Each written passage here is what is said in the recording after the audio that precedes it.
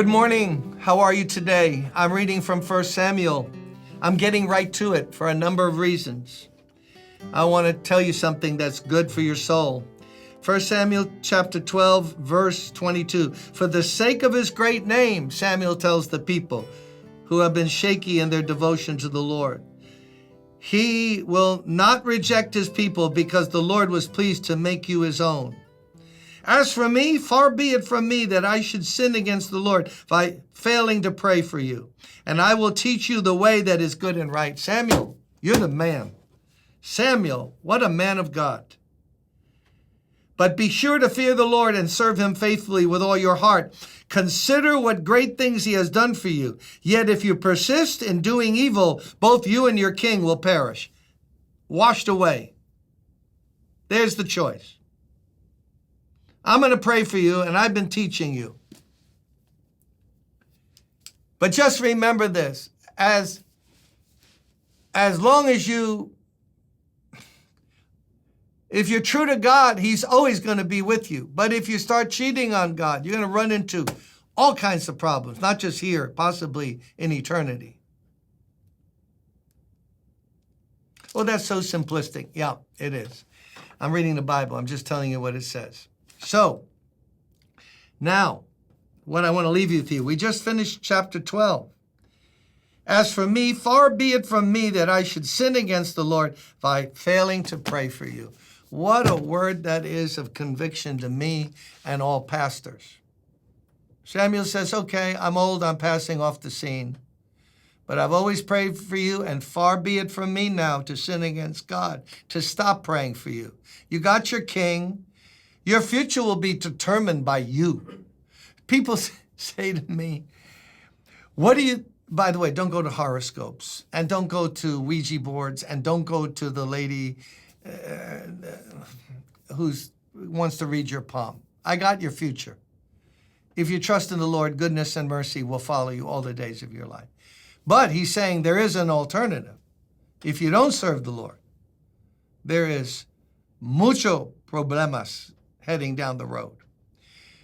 A lot of problems. People say, what do you think God will do? Well, it depends on what we do. If we trust God and seek him, he won't bless us? No, he will. If we forget God and don't open our word and don't ever pray and a church goes into la-la land, we're going to experience a great blessing from God? That's just crazy. That's fake mystical talk, fake prophetic talk. If we sow to the Spirit, we're going to reap from the Spirit. So now, listen what he said. Far be it from me to sin against you by failing to pray for you. Pastors should not only preach, God forgive me for my failure here. Not just preach and teach and hug the people, but pray for them. Samuel gives us a great example. Just don't slide back and forth again on the platform and dazzle them with footwork. Pray for them. Pray for them when you're with them. Pray for when you're behind the scenes. Pray for them. Now, what's it mean to you? You're not a prophet. You're not a pastor. Every time God gives you a prompting, listen, every time you feel one, to pray for someone, pray. I failed God yesterday in not doing that. No, it was on Wednesday. I failed God. I was somewhere and he prompted me, pray for who you're with. I didn't. I failed God. God forgive me. Because when you feel a prompting to pray, I assure you, it is not the devil. I can assure you it's not the spirit of this world that's against God. And I can assure you it's not your flesh. Your lust for self-indulgence. It's God.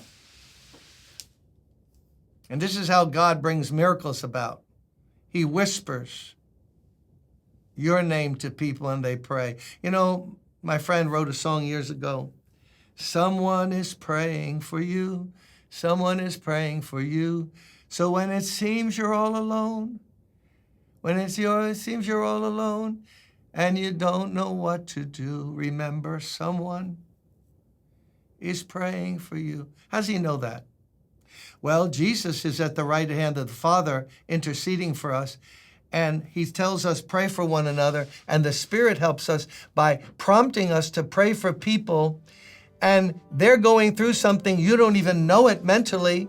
You don't have facts about what they're going through, but the Spirit knows they need someone. Oh, how God honors prayer and uses prayer to bring about his purposes.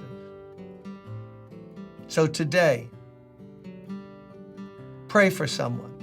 And no matter where you are when you feel a prompting, pray for them. If someone has hurt you, pray today. God, forgive them. Help them. Even though they're acting nasty, pray for them. Pray for your children. Pray for your spouse. Pray, and especially when you feel promptings to pray. We should have a regular prayer life where we bring our petitions to the Lord, but especially now when you feel that prompting. You got it? Come on, we finished off the week on a good note. We finished off that chapter. We're moving ahead. But remember, oh, what a great thought. Someone is praying for you. Let's be part of that network and pray one for another. God bless you.